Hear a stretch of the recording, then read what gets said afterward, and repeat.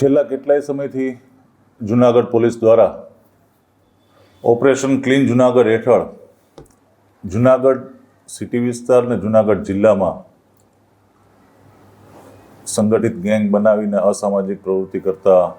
ઇસમો ઉપર ગુજસીટોક હેઠળ અલગ અલગ ગુના દાખલ કરવામાં આવેલા. એ ઓપરેશન ક્લીન જુનાગઢની મુહિમ હેઠળ જ ગઈકાલે જુનાગઢ સિટી એ ડિવિઝનમાં એક ગેમ્બલર ગેંગ તરીકે ઓળખાતી ગેંગ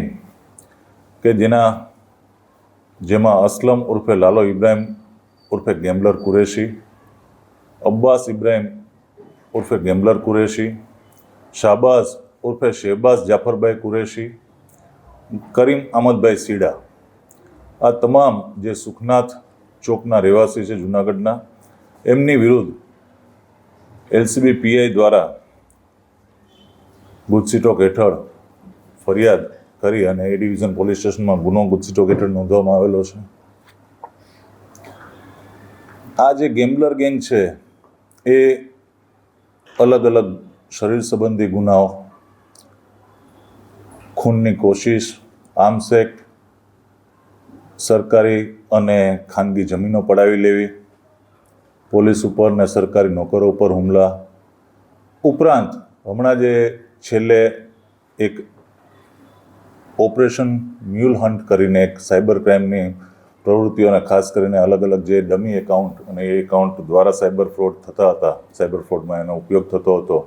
તો એનો એક ઓપરેશન મ્યુલ હન્ટ ચાલુ કરવામાં આવેલ. એ મ્યુલ હન્ટ દરમિયાન પણ એક આ ગેંગ દ્વારા જ લગભગ 305 કરોડનો એક સાયબર ફ્રોડનો ગુનો એમની વિરુદ્ધમાં દાખલ કરવામાં આવેલ. તો સાયબર ફ્રોડના પણ મોટા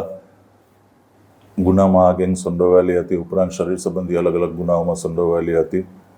તો આ ગેંગ વિરુદ્ધ, આ ગેમ્બલર ગેંગ વિરુદ્ધ